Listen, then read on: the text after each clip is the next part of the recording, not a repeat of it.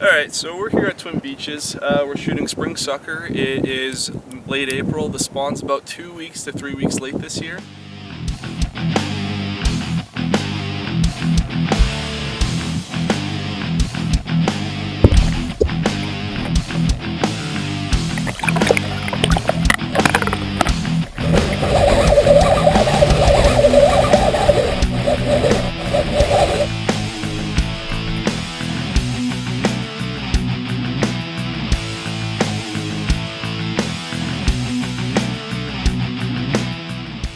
Talk a bit about the setup here. We're using a compound bow. This is just a cheaper bow. It's a Reflex, which is, I believe, just a lower end brand of the Hoyt bow company.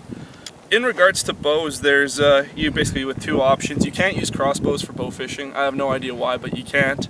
So we have the recurve or the compound, which I'm using. The advantage to the recurve would be you could do quicker shots.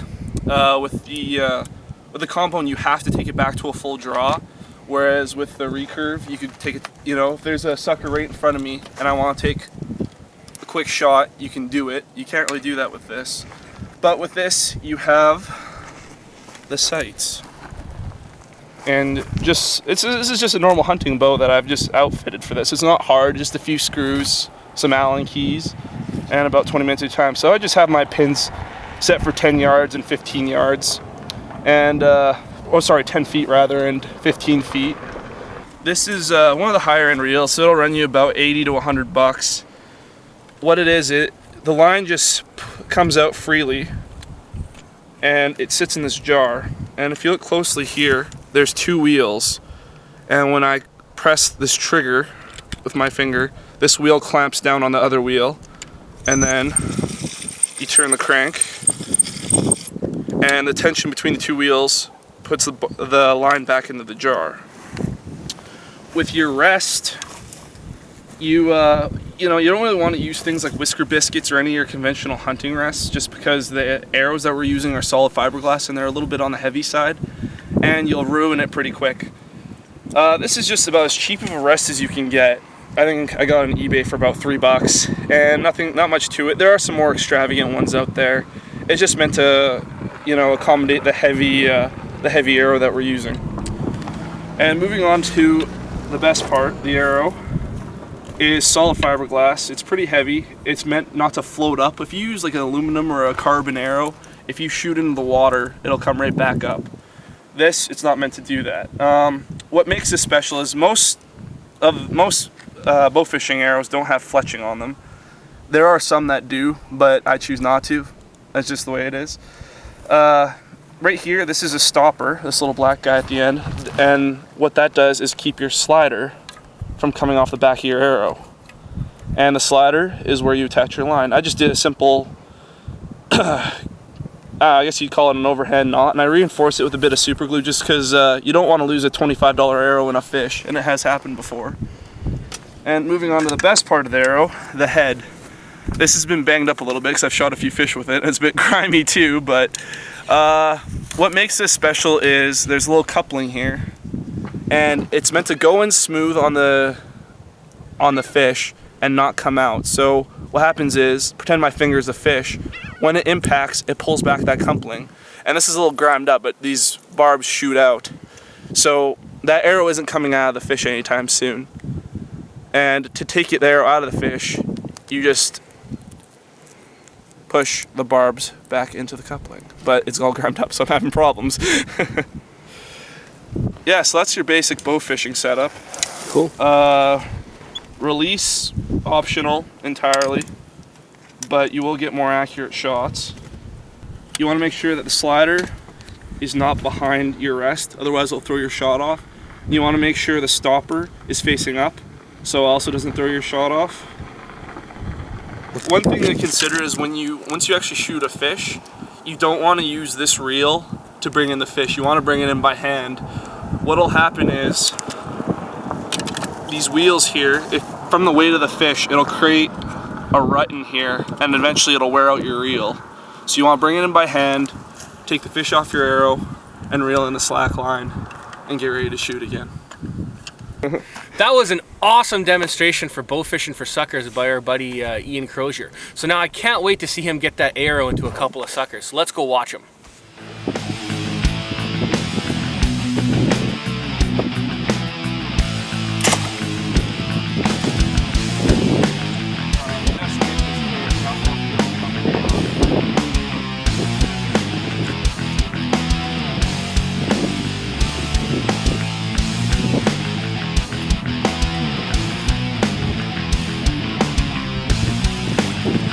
Bites the dust.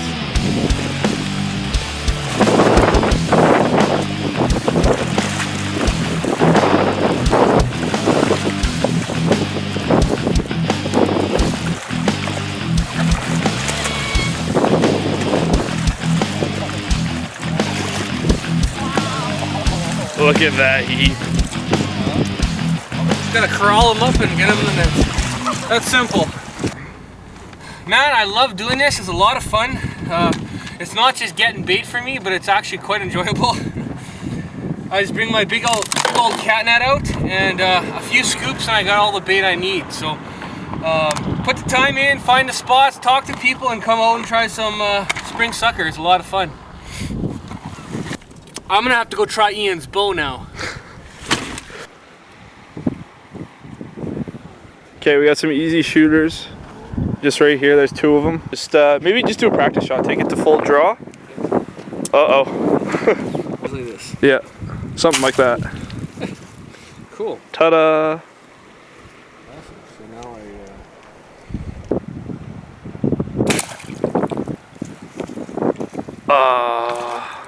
okay. I'm having a hard, like I can't, it's hard to aim. It's very hard to aim. I'll get it. I'm just Yeah. never, Yeah, man. I'm all gone. There's plenty more. Actually, we got some really easy shooters right here.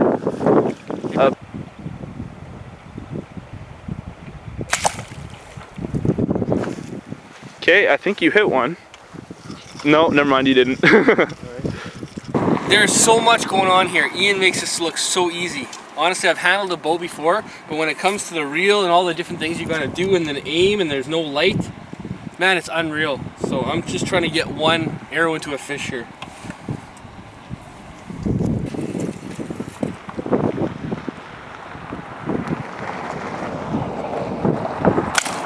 Yeah! Woo! Oh, he's going. So he's going for a ride. Look at that. Yeah, so bring him in by hand and then just reel up the slack after. Feels like a good one.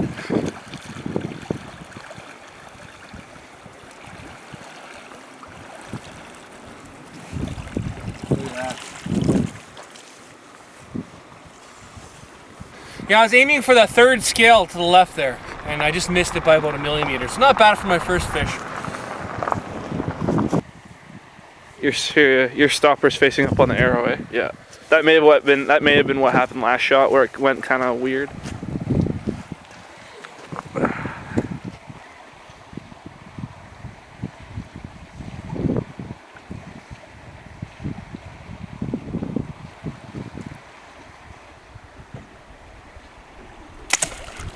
There we go. Sweet.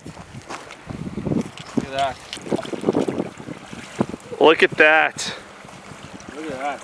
Sweet. That's what we're talking about.